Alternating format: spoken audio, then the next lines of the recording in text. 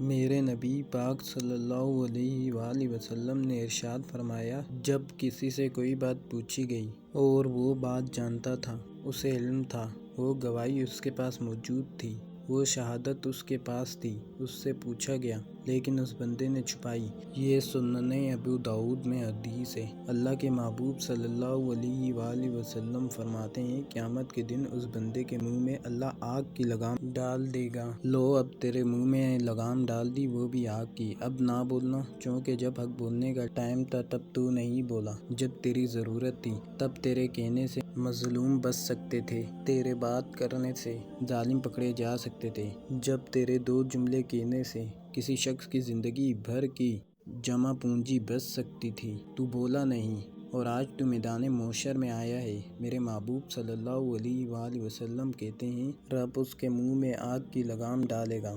اقبال کہنے لگے، اپنے بھی خفا مجھ سے ہیں اور بیگانے بھی ناخوش، کیوں؟ میں کہتا ہوں وہی بات، سمجھتا ہوں جسے حق، یہ میری مجبوری ہے کہ میں نے ہمیشہ حق کہا ہے۔ اپنے بھی خفا مجھ سے ہیں اور بیگانے بھی ناخوش، سب جگہ پہ میں ملامتی ہوں۔ ہر شخص میرے بارے میں رائے دیتا ہے کہ بڑا سخت گیر آدمی ہے، بڑے مزاج کے اندر شدت پائی جاتی ہے، کیوں کہ کہتا ہوں وہی بات، سمجھتا ہوں جسے حق۔